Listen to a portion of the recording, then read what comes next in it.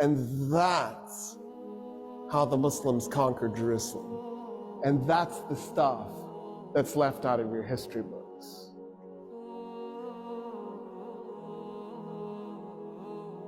Khalid and his army now returned to Jerusalem, which on this map is Hiroshima.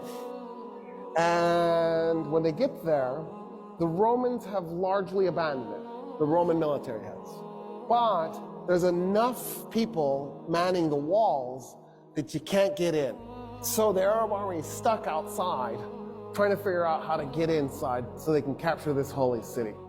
The Archbishop of Jerusalem, a man named Sophronius, by the way, a Christian Arab, a loyal Roman citizen, indicates he's willing to negotiate, but only with Umar ibn al-Khattab, the Caliph.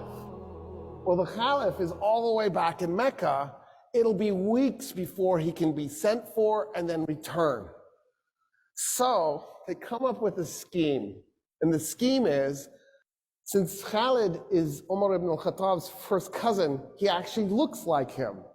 So they pretend Khalid ibn Walid is the Caliph. They meet with Sophronius, and while they're talking, somebody had actually met Umar ibn al-Khattab, had met Khalid ibn Walid, and knew that was Khalid. And so he tells Sophronius, you're being duped, it's not really the Caliph, it's some other dude, it's that general that's been tearing us up. Sophronius is outraged. He goes, you lied to me, and he calls off the negotiations for the surrender. So now the Arabs are stuck getting the Caliph. Sophronius comes out of the gates weeks later to meet the Caliph because he sees the Caliph's army arrive. And as he's approaching, he sees a man leading a camel at the front of the army. So for the record, the rich Arabs, the Arabs who were good soldiers, didn't usually ride camels. They usually rode horses, Arabians. The Arab army is being led by a man leading a camel with a man on the camel. So Sophronius, he's got a giant red hat, because he's also a cardinal, right? He's got gold tassels, actual gold, hanging from his hat. He's covered in gold jewelry. He's wearing red robes. He's covered in perfume. He's on a lectica. The lectica was the couch that the Romans would ride, and then they'd have like 4 or 8 men, depending how big it is, carrying it. And then he has 2 men, one on each side, fanning him. And he's coming out on this lectica being fanned. And he comes up to the guy on the camel, and he says, where's the Caliph? And the guy on the camel does like this. He nods with his head at the guy leading the camel. So Sophronius turns to the guy leading the camel and goes, where's the Caliph? And the guy leading the camel says, I'm the Caliph. And Sophronius goes, dude, you're dressed in rags. And he goes, no, I'm the Caliph. And Sophronius goes, you've just conquered Iraq and Syria and all of Palestine minus Jerusalem. How is it you're so poor? And the Caliph goes, well, why would I collect wealth? We're not doing this war because I'm trying to plunder anything. And then Sophronius goes, why aren't you riding the camel? And Omar goes, that's my servant on the camel, and we take turns so that neither one of us gets exhausted. At this point, Sophronius is like, oh, what? Who just conquered us? And so Sophronius gets off the lectica because he's shamed off of the thing. And he says, okay, I want to talk to you about our surrendering the city to you. And the Caliph says, I have an idea. Let's walk to the city, and I'll tell you what I was thinking the terms would be. And Sophronius goes, yes, of course. And as they're walking, Umar ibn al-Khattab says, why don't we do this? All Roman politicians leave Jerusalem. You just go, if you're a politician. And you can take anything you can carry.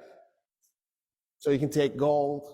And Sophronius goes, okay, that's reasonable. And then what else? And the Caliph goes, oh no, I was thinking that's it. We don't do anything else. And Sophronius goes, wait a minute, I am really confused. So when us Romans capture a city, We enslave a segment. We plunder the city, probably a little bit too much raping too. We might even burn some of it just for grins and giggles. And then we declare it to be ours. What about that? And Umar ibn al-Khattab goes, no, we're not going to do any of that. No plundering, no raping, no enslaving. We don't do that stuff. And then Sophronius goes, oh, but you're going to like seize property in the city. And the Caliph goes, no, we're not going to take anybody's property. We're going to leave the city exactly like it is. The only thing I want to do is eject the Roman politicians with whatever they can carry. And Sophronius goes, there's nothing to negotiate. Yeah, we surrender the city this instant. I don't understand, actually. They walk into the city. Khalid is one of the men following. They're walking. And this is a holy city to them because Jesus is holy to them, because the Jews were holy to them. And so they see this as a holy city. He says, you've given us such amazing surrender terms, and because I feel such kinship with your religion, will you do me an honor? Will you come to my church and pray in your Muslim way next to me as I pray in my Christian way? And Umar ibn al-Khattab goes, never. And Sophronius goes, why? He goes, I'm the Caliph. The first place I pray in Jerusalem is going to become a mosque. The Muslims will take it and they will create a place of worship for Muslims, and you will lose it. And I don't want you to lose your church. And Sophronius goes, what if we find an empty piece of Jerusalem and we just pray there? And Umar ibn al-Khattab goes, yes, I accept. An empty piece, something that nobody owns. So they go and they find an empty lot and they pray. The Archbishop in his Christian way, the Caliph in his Muslim way, side by side. It is a mosque today, that spot, commemorating the first place that the first Muslim Caliph prayed in Jerusalem. He nailed it. He knew what was coming. And he saved the Church of the Holy Sepulchre for Christians, because that's the church Sophronius wanted him to pray in. At that point, the Caliph says, I want to see the Temple Mount. And Sophronius goes, why? And the Caliph goes, because it's holy. It's holy to everybody. It's holy to Christians, it's holy to Jews, it's holy to Muslims. And Sophronius goes, nah, we haven't been treating it as holy to anybody. And Umar ibn al-Khattab goes, what do you mean? And so Sophronius says, so after we tore down the second temple of Solomon, when we conquered Palestine, we turned the Temple Mount into a garbage dump to punish the Jews. And the Caliph goes, what do you mean? And Sophronius goes, yeah, there's like 500 years of refuse on that thing. It's just a garbage dump. And he goes, show me. They walk up to the Temple Mount, and the Caliph can't believe what he's looking at. He falls on his knees, and he begins clearing the garbage by his hands. His army sees their leader on his knees clearing garbage, and they run up, and they start clearing the garbage themselves. And they clear the garbage off the Temple Mount. The Caliph goes, okay, I want to meet some of the Jews living in Jerusalem.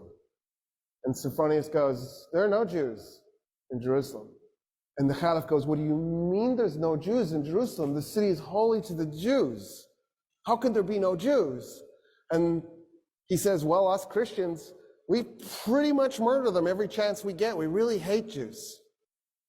And Umar ibn al-Khattab goes, no, this is wrong. You can't do this. And so he turns to a convert to Islam, a Jewish convert to Islam, and he says, I need you to find me 80 Jewish families that were willing to volunteer to move to Jerusalem so we can reestablish a Jewish presence in this city. And that's how the Muslims conquered Jerusalem. And that's the stuff that's left out of your history books. Isn't that crazy? Because isn't that an amazing story?